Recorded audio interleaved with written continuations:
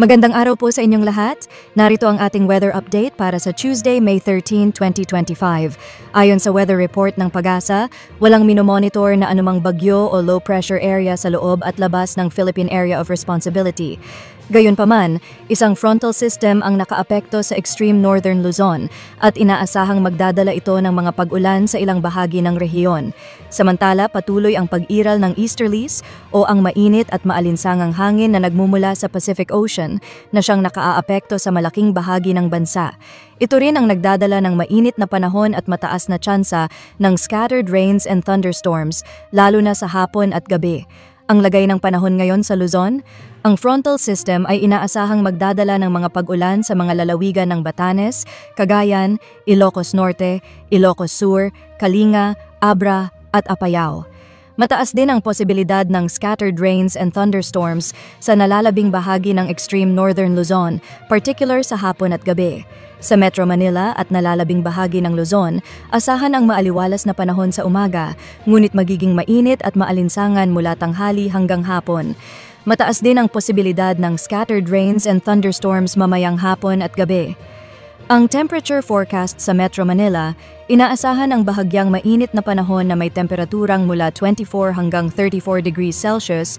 Sa Tuguegarao ay posibleng umabot din mula 24 hanggang 34 degrees Celsius. Sa Baguio City ay malamig pa rin ang klima na nasa pagitan ng 17 hanggang 24 degrees Celsius. Sa Tagaytay ay bahagyang malamig na may temperaturang mula 22 hanggang 32 degrees Celsius.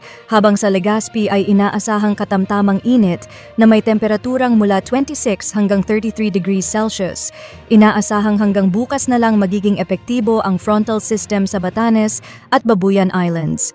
Sa mga susunod na araw, easterlies na muli ang iiral sa buong bansa, kaya't asahan ang mainit at maalinsangang panahon. Para sa Palawan, Visayas at Mindanao, dahil sa patuloy na pag-iral ng easterlies, asahan ang mainit at maalinsangang panahon at mataas ang posibilidad ng scattered rains and thunderstorms sa hapon at gabi. Ang temperature forecast sa Calayan, inaasahan ang bahagyang mainit na panahon na may temperaturang mula 26 hanggang 33 degrees Celsius. Sa Puerto Princesa ay kaparehong kondisyon na may temperaturang mula 26 hanggang 33 degrees Celsius.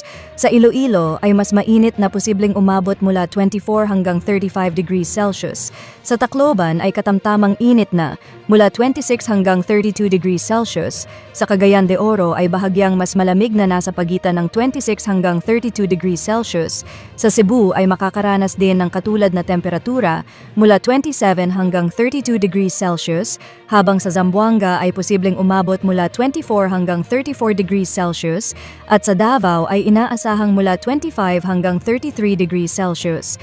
Gaya ng nabanggit, sa mga susunod na araw ay patuloy ang pag-iral ng easterlies. Inaasahan ang mataas na tsansa ng mga pag-ulan, lalo na sa silangang bahagi ng bansa, particular sa Eastern Visayas, Caraga at Davao Region. At sa heat index forecast, sa Metro Manila inaasahang aabot sa 42 to 44 degrees Celsius na nasa danger level. Posibleng maitala rin ang pinakamataas na heat index na 46 degrees Celsius sa Sangley Point, Cavite.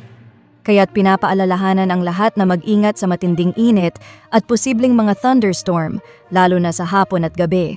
Magdala ng pananggalang sa init at ulan kung lalabas ng bahay.